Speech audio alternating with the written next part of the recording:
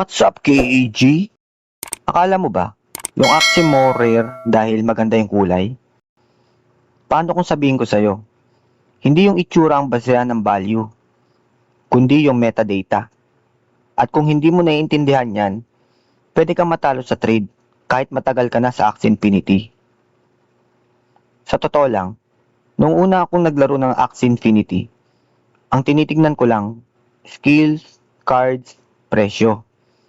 Hindi ko pinapansin yung data sa likod. Pero habang tumatagal, napansin ko, yung mga kumikita sa flipping, hindi sila tumitingin sa kulay. Tinitingnan nila ang metadata. At doon ako nagising. Ano ang metadata? Simpleng explanation lang muna. Metadata. Data tungkol sa data. Sa Axie Infinity, yung mismong Axie mo, yun ang NFT. Pero yung impormasyon sa loob niya, doon pumapasok ang metadata. Halimbawa, kapag nag-open ka ng Axie profile mo, makikita mo class, body parts, purity, stats, ID number. Lahat yan, metadata.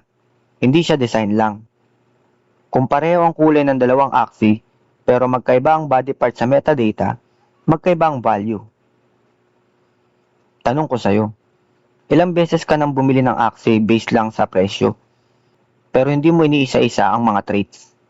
Sa Axie Infinity, hindi art ang nagpapalakas sa Axie mo. Metadata ang nagpapalakas.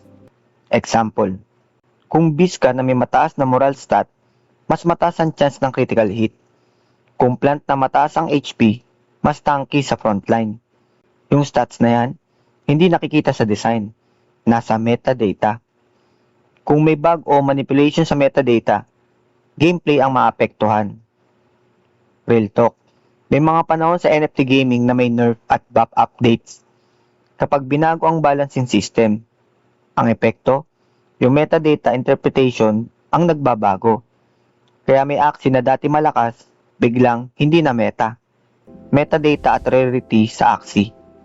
Dito madalas nadadali ang beginners. May tinatawag na purity sa Axie. Kapag pure ang parts, mas mataas ang desirability sa breeding noon. Yung purity computation, metadata base yan. Hindi eyeball test.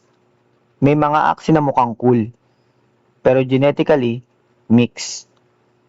Kapag hindi mo naiintindihan ang genetic metadata, pwede kang ma-overpay. Sample, dalawang plant Axie, pareho mukhang tank. Pero yung isa may hidden off-class parts sa metadata.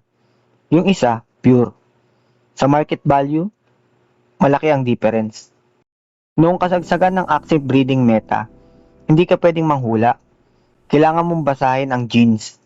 Sa Axie Infinity, may dominant gene, may recessive gene 1, may recessive gene 2. Lahat yan, metadata. Kung di mo alam kung paano basahin ang genes, parang nagkakasino ka sa breeding. May mga kumita noon dahil alam nila ang gene probability. Hindi dahil swerte sila, kundi dahil naiintindihan nila ang metadata. Security risk sa Axie context. Ito ang mas seryosong usapan. Kapag NFT project, centralized ang metadata storage. May risk. Sa Axie Infinity, malaking factor ang infrastructure at ecosystem control. Kapag may pagbabago sa system, ang interpretation ng metadata pwedeng ma-adjust. Hindi ibig sabihin scam, pero ibig sabihin hindi static ang value. Kaya kung long-term holder ka ng Axie, hindi sapat na marunong ka lang maglaro. Kailangan mo maintindihan kung paano nakastructure ang asset. Marketplace example. Kapag bumibili ka sa marketplace ng Axie, anong unang tinitignan mo? Presyo? Class? Pero yung mga pros, tinitignan exact body parts, stats distribution, breed count, ID generation. Lahat yan, metadata. May mga ID range pa na mas valued dati dahil mas early mint. Hindi art ang nagdadala ng premium. Metadata. Sa personal experience ko, may time na bumili ako ng Axie dahil mura. Akala ko steal. Pero nung tiningnan ko deeper, mataas pala yung breed count, mixed genes, mahina pala sa long-term value. Lesson: kung hindi mo naiintindihan ang metadata, hindi mo talaga alam ang binibili mo. Anong mga strength at weaknesses ng pag-focus mo sa metadata? Ang strength nito, mas informed ka. Hindi ka basta nahahype. Mas strategic ka sa trading. Ang mga weakness naman nito, mas mabagal ka mag-decide. Mas maraming research. Hindi ito exciting tulad ng new meta build. Pero kung seryoso ka sa Axie, mas gusto mo ba ang hype o edge? Ang bawat Axie may unique ID na part ng metadata. Kung nasa Axie Infinity ka lang para maglaro, okay. Pero kung nandito ka para maging strategic player, hindi sapat ang gameplay knowledge.